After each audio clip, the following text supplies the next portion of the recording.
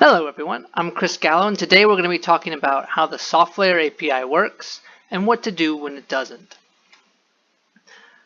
So I'm responsible for helping customers use the API, so building content like this. I also maintain our public API documentation on sldn.softlayer.com. I maintain our SoftLayer command line interface, which is our SoftLayer Python library, and a variety of other open source libraries on our GitHub. I've worked at SoftLayer for over 10 years in a wide variety of roles, and hopefully that'll help me impart a bunch of knowledge on you today. So to start off with, I just need to talk about the anatomy of an API call. And to start that, we start with a name where we're going to send our data, the URL. And there's two different endpoints the API has. The public one, api.softlayer.com, is our public internet endpoint. We also have one on our private services network, api.service.softlayer.com. The only difference between these two is that the service network endpoint has a service called SoftLayer Resource Metadata.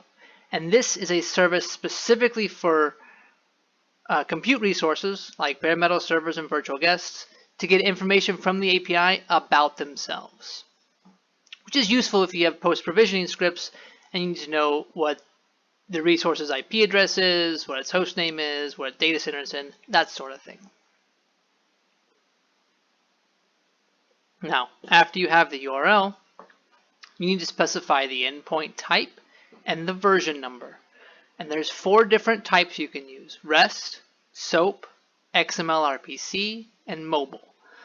The REST and mobile endpoints are basically exactly the same. The mobile endpoint is just an artifact of when we used to have a mobile phone app. But aside from that, the REST and mobile one, they perform the same. SOAP uses a complex SOAP call to generate its API calls, and XML RPC is very similar to SOAP in how it's formatted. But the only difference between all of these endpoints is how you make your HTTP call to the API service, right? The way you format and send in the data differs between all these types. But at the end of the day, all of the API services and methods are available through any of these endpoints. And we also have 2 different kinds of versions, v3 and v3.1. v3.1 is a little different in how it handles SOAP object masks in some very small edge cases. But for the most part, v3 and v.3.1 are exactly the same. And you shouldn't notice any difference between the two. Now, once you have that, you need to figure out which service you want to interact with. And the API is broken down into a variety of different services you can use. Each one contains a collection of methods that perform some kind of action. And you specify this at the end. After the version, you say SoftLayer service, and just notice that the capital L does matter. It is a case-sensitive string. And data returned by the API is going to be broken down in different data types. Services will usually have a matching data type, but not all data types will have a matching service. And to kind of illustrate this, here's what the full list of the documentation looks like. On the left here, we've got our services, and on the right here, we have our data types. And as you can kind of see, the data types can quickly outnumber the number of services. So next part you need is the method, and that's going to tell you what action in the class or service that you're actually going to run. And you specify that right at the end of the service. So for example, we'll look at the documentation for SoftLayer account getObject. Here we see our service, SoftLayer account, our method, getObject, some brief information about what this method does. Here is our parameters section, which we notice is empty. Our required headers, this one just requires that we authenticate. Our optional headers, object mask, object filter, and SoftLayer object mask, which is kind of the generic version, and our return value, and some brief information about what errors we could expect. So in this case, we just require our authenticate header, which is what curl-u does. It authenticates us. We got our API user, API key. We say API softlayer.com, REST endpoint, v3.1, the SoftLayer account service, get object, and once we send that into the API will return back a bunch of information about our account. Now the SoftLayer account service is a little different than all the other ones in that it generally does not require init parameters because the API assumes the account you want to access is the account your user is part of. But for everything else, we need an init parameter.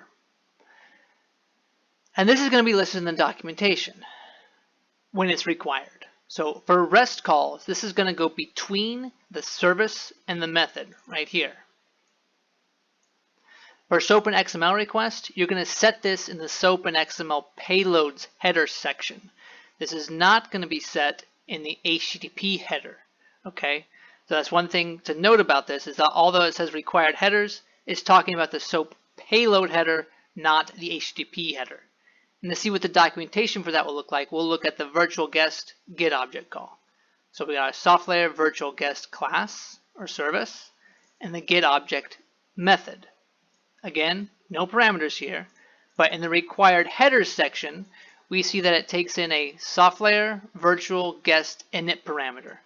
That means the ID you need to send in to this API call needs to be a SoftLayer virtual guest ID.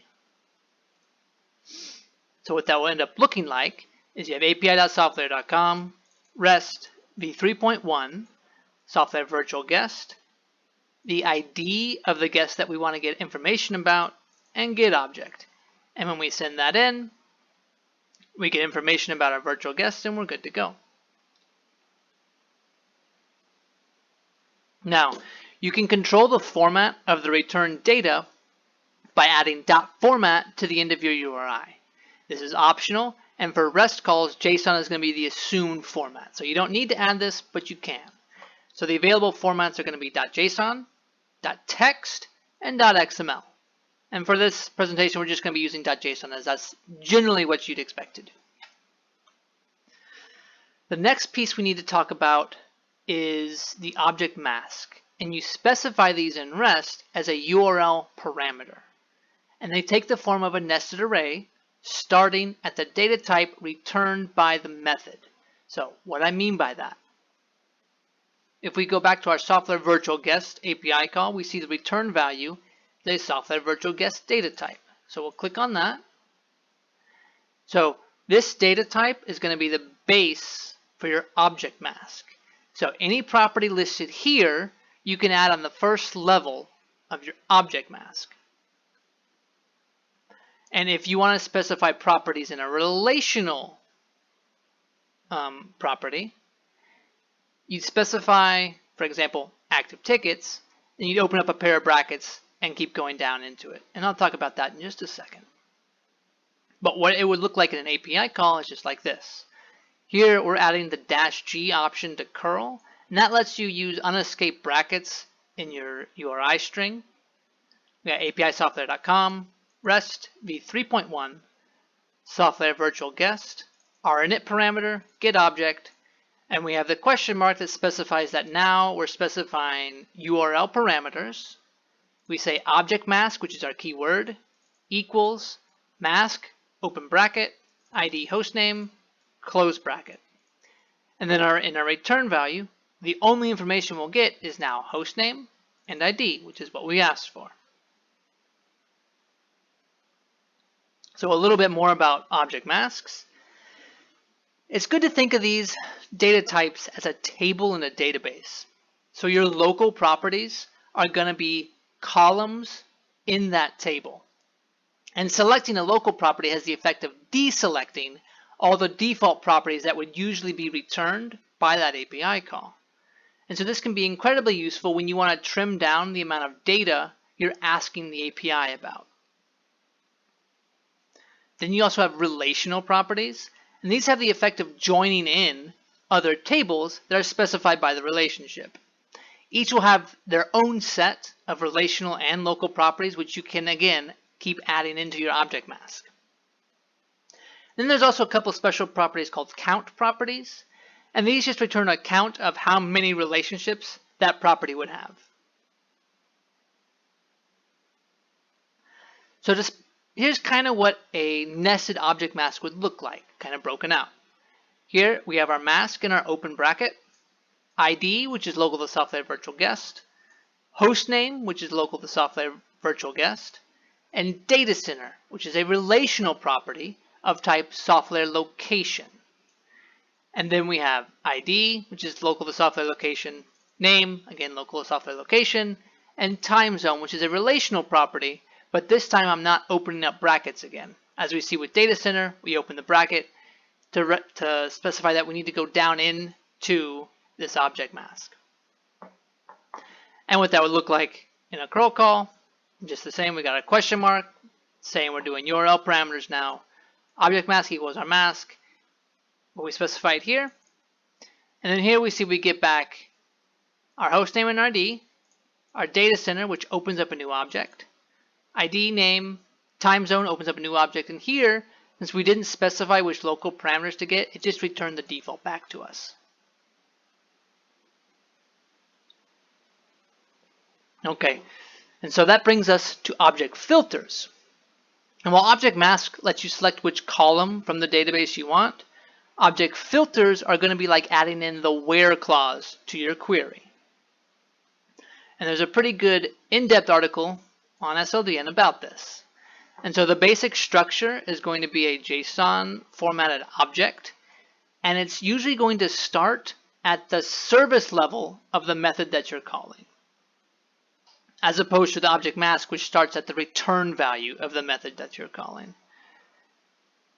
So for example, if we wanted to get all the virtual guests on our account, we'd call SoftLayer account get virtual guests.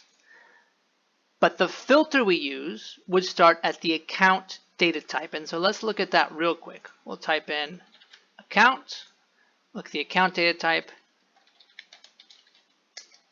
and there is the virtual guests relationship right here. That's where we're going to need to start our object filter. So we say virtual guest, we say data center, and we say name. And then we have operation and what we want to search for. So what this filter is going to do is it's going to get us back all our virtual guests that have the virtual guest data center name property equal to Gallo 5. So all the virtual guests in Gallo 5. Now, there is a bunch of different operations listed here. So a variety of things you can search for. And there's also some advanced operations you can look for. So you got in and not in, or, and, along with a bunch of date filters. And then you can also sort by a variety of properties as well. One thing to note here, that you cannot sort and search by the same property. It's kind of one or the other. And the format for these advanced operations, so you still have your virtual guest data center name. Your operation in this case will be one of these advanced operators. So you say in or and then it'll have an options parameter, which will open up an array and have a object called with name equal your data, and that's kind of your keyword here, value, and then what you want to search for right there.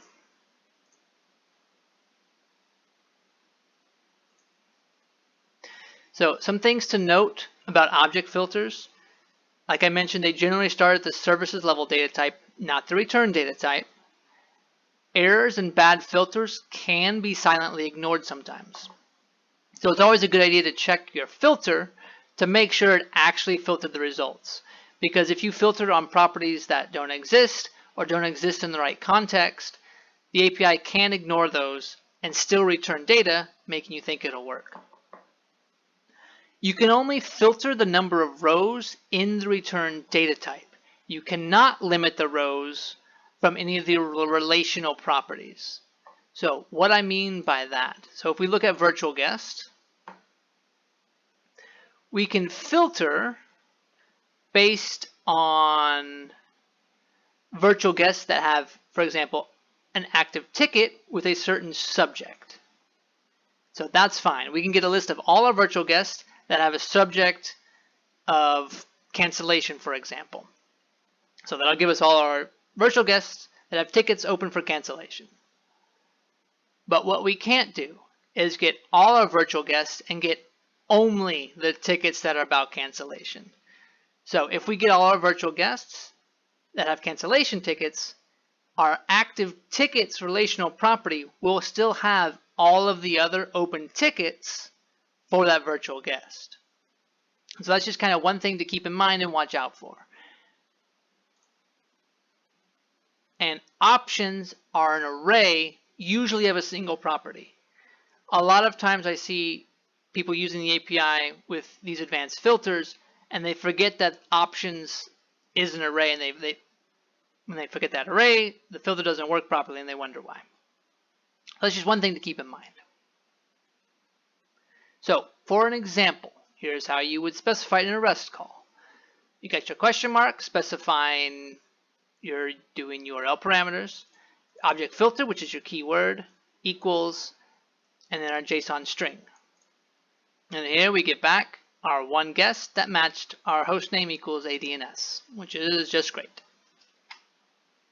Okay, next thing we need to talk about is result limits. These allow you to page through results, and they're only usable if the return data type is an array, which is marked by the square brackets. So if we go back to SoftLayer account, and we go to get virtual guests, we see here we've got the result limit optional header we can specify, and our return value as this bracket at the end, specifying it's going to be an array of values that we can use the result limit against. The way you specify this as a URL parameter again, result limit equals offset, which is the number row to start at, and your limit, which is how many results to get back. In the result header, you will also have SoftLayer total items, which is going to tell you how many items to expect from your API call. And here's what it looks like in a normal REST call. You say question mark, result limit equals 0, %2c is a URL encoded comma, and 10. So I'd only want 10 results back. So one thing to note here is SQL still needs to compute the query. So in some cases you might get an error because the filter and object mask you specified cause SQL to make a query that takes too long to execute. And so adding the result limit is not going to help how long that query takes to compute, right? What it does help against is when your query sends back too much data, and so this can help trim down the data a lot and lets you page through it in a more easier fashion.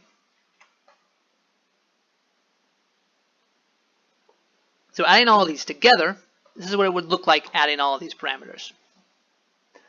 So here we're calling SoftLayer account, get virtual guests, specifying .json. We say, okay, now we're doing URL parameters. Object filter equals our object filter. And to specify another URL parameter, object mask equals our mask. Result limit 0 to 10.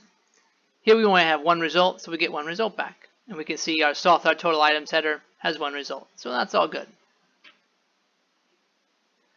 Okay, now we need to talk about parameters. Any method that takes in a parameter requires a post request, and parameters are not named in the request, but the order does matter, and they should match the order from the documentation. So for example, for SoftLayer DNS domain createNS record has the following parameters. We've got host, data, and TTL, which is a string, and an int.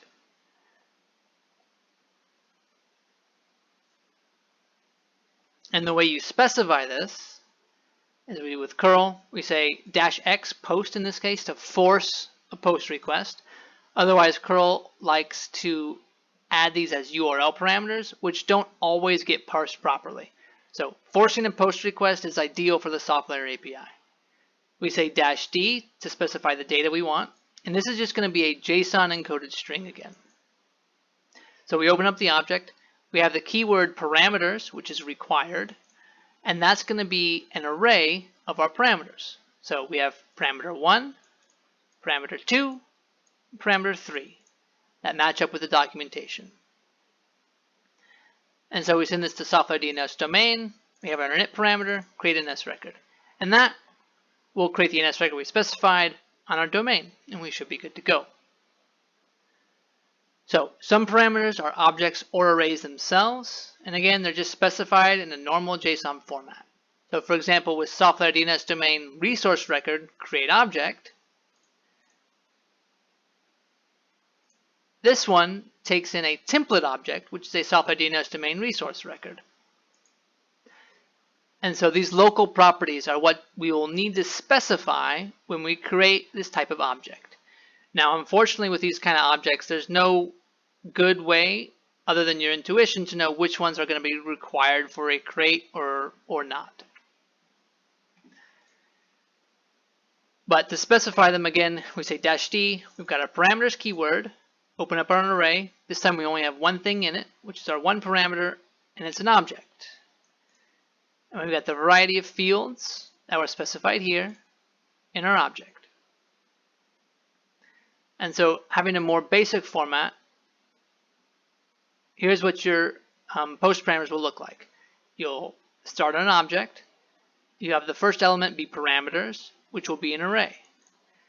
Parameter 1 here in this example is just a string. Parameter 2 is an object. And then parameter 3 is an array of objects. And we close an array and close our objects. And then we're done.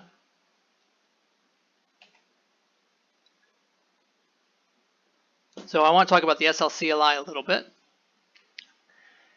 It has a neat feature called Call API, and this lets you call an arbitrary API endpoint with essentially all of the pieces that we just went over.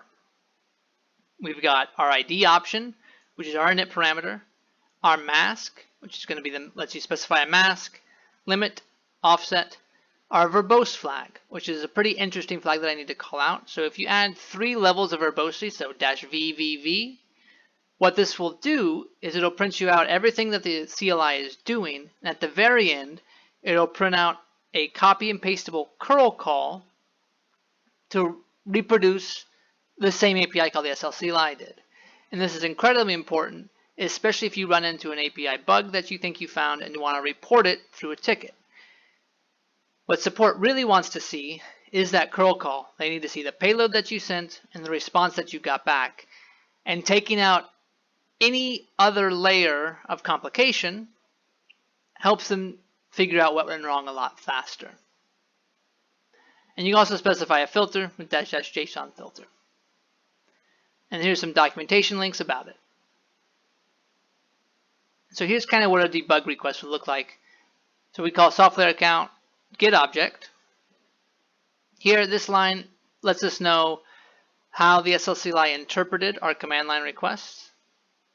At the very end, we got a nice copy and pastable curl call.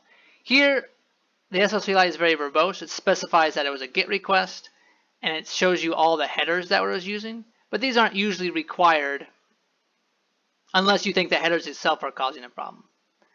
Right, and then we got a nice URL down here, all good. Now, if you're using Python code itself and would like to get the same output, that is an option you can do. So there's a little bit of documentation about this. So if you're using Python code to make API calls and you want those API calls outputted as curl calls, what you need to do is attach the debugger, and then once your API calls have been made, you can iterate through them and print out their reproducible call.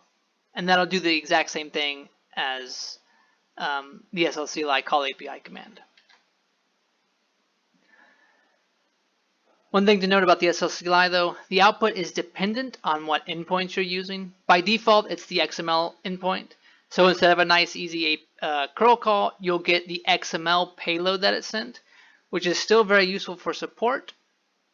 But if you want the curl call, all you need to do is change your API endpoint to the REST one, and it'll print out curl for you. So one thing to note, the IBM Cloud CLI has its own SL subcommand, and this also has a call API function. But to get it to output the API calls, you need to specify IBM Cloud _trace equals true. And that'll tell you the exact same information. So for debugging, it's important to know before you open a support ticket to get the API call to a raw a format as possible. So using a code snippet from a supported library is fine, but a pure curl call is much easier. The API user you made the API call with is helpful, but never write down your API key. Support doesn't need to know it, and it's never a good idea to put it in a ticket. It's also important to know, did this work in the past and just recently broke, or are you trying to get something to work that's never worked in the past? As those are two different support channels that this request can go down to. How reproducible is your error? And the actual error the API returned. That's also incredibly helpful. And it might look like SoftLayer exception, whatever, or internal server error, or anything like that, but that's what we need to know. We need to know what the API returned and what you sent in. And with that, then we can kind of help escalate things. So some common errors. There's an article on exception handling, which is good to read, and an article on timeout handling, which is also a pretty common error. I'm going to go into that in just a little bit. But some of the other ones are the not found error. This is going to indicate the object you ask for doesn't exist, or your user might not have access to it. And in this case, you want to check your init parameter to see what you are asking for. SoftLayer exception web service bad request. This is going to be a generic error, meaning your request wasn't parsable.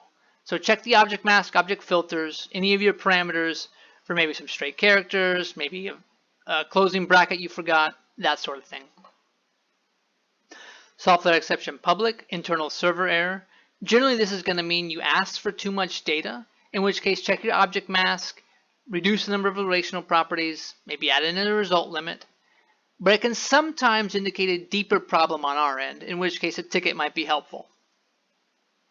And an API timeout, that's generally going to mean your query was too complicated for the database and it forced a timeout. So again, check your object mask and use the object filter or fine-tune your object filter to request less data or less complex data. Now I want to talk about the most common one, which is data overload problems, and to kind of how to spot them in your API request. So here's this first one. We have a pretty simple API request, a SoftLayer account, get invoices. Here I'm asking only for my ID of every invoice. What this is going to do is send me back all my invoices on my account and only give me the ID fields. Here we see we've got 200 OK, I've got close to 8,000 invoices, and my total content length was 0.12 megabytes, which is great.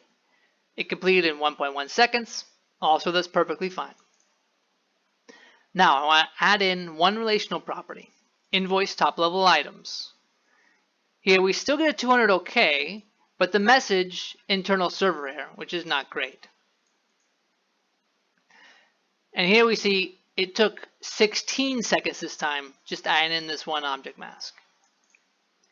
And here's another example of a same problem with a different symptom. In this case, I'm asking for my account property. So account on every single one of my invoices is going to be the exact same, as opposed to invoice top level items, which on every invoice is going to be different. So here I get a 500 internal server error. I do get my header back, which is going to indicate to me that at least the API was able to compute my query and return something, but I don't get any bytes, any data actually back. And this took about 8 seconds to finish. So let's look at these two requests in a little more detail. So here we have our first one again, the invoice top level items. Here I'm adding in a result limit of 2,000. We can see from curl that it took about 9 seconds for the API to send me a response back. So 9 seconds of it querying the database to get data back, which is kind of a lot.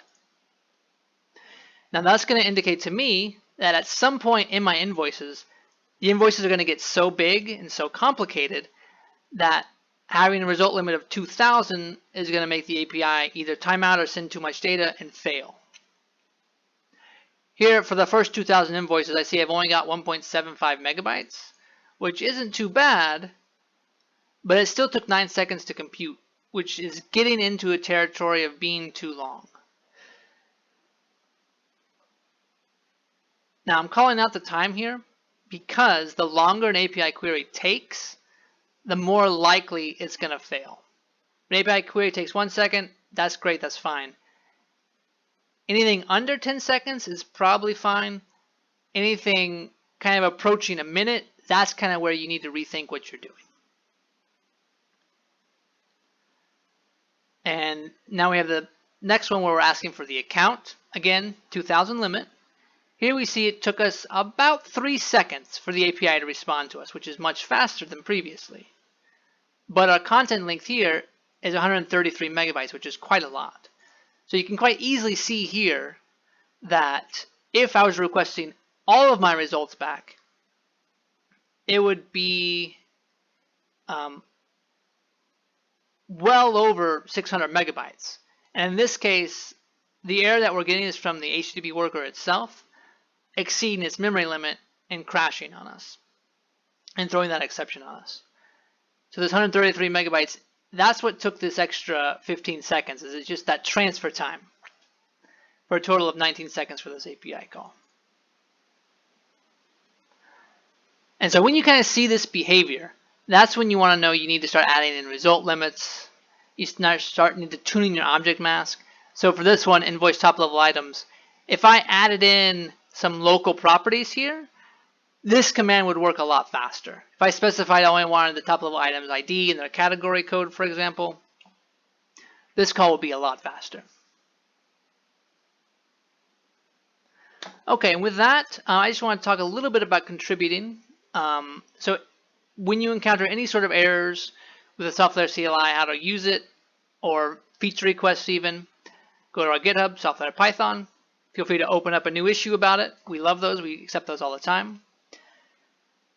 Any comments about SLDN itself? We also have, again, another GitHub for that, where you're free to open issues about content that exists or content that you'd like to be created, and we're more than happy to help out there. For any issues that you think are with the SoftLayer API itself, if you think the API is broken, that's when you need to open up a support ticket, provide either a curl call or your XML payload itself, and then support can kind of help out and figure out what was going on. And with that, hopefully you all learned what each of the parts of the API are there for, how they work, where they go, and what they do. Thank you very much.